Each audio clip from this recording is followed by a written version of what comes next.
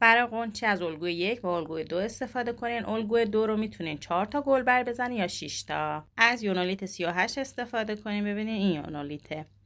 حالا با یه چاقو اون قسمتی که حالت گرد داره رو کامل در بیارین تا بتونیم لوله رو توش بذاریم.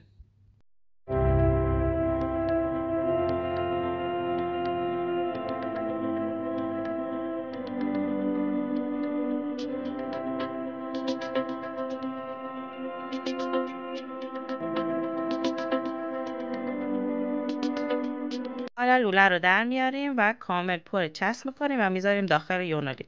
من یک کم جاشو بزرگ در آوردم، به خاطر همین از تیکه های یونولیت میچسبونم.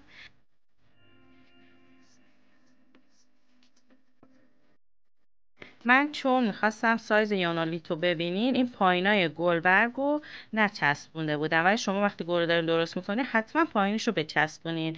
حالا اینا رو من دونه به دونه به یونولیت میچسبونم.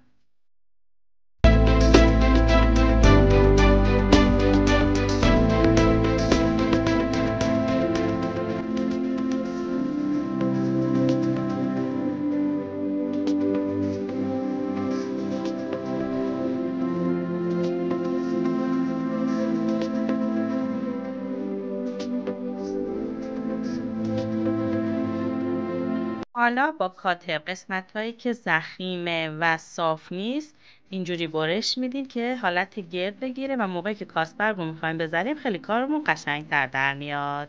پس هر جایی که میبینین ضخیمه با کاتر ببرینش.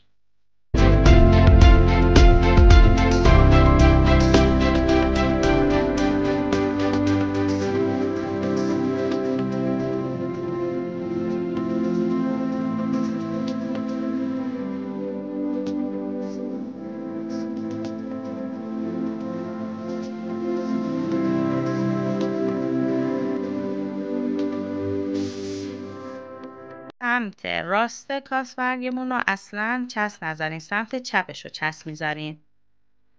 سمت چپ رو چسب بزنین و اولین کاسبرگ رو میچسبونین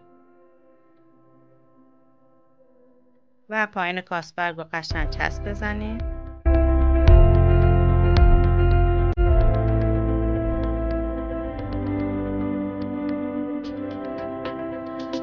حالا کاسبرگ دومی رو میچسبونیم، کامل چسبش میزنیم پایینشو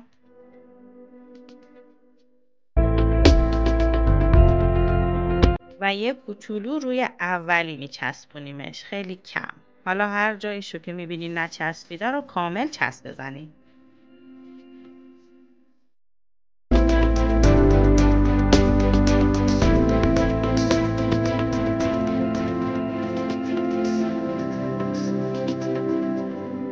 بقیه کاسبرگارم همینجور چسب میزنیم تا یه دونه به آخر که پنجمین کاسبرگه. من یه نکته خیلی کوچولو داره که بهتون میگم.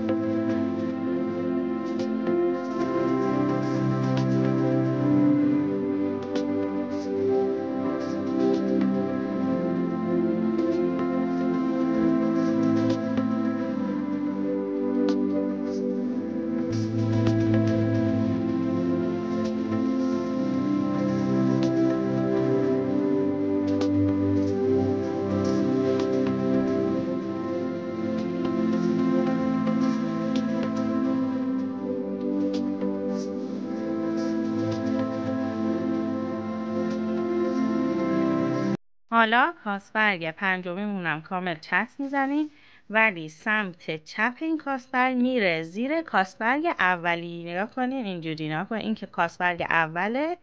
آره اینجوری. بعد کاسبرگ اول میاد روی این آخریه و میچسبونیمش. ببینین بعد چسب میذاریم روش.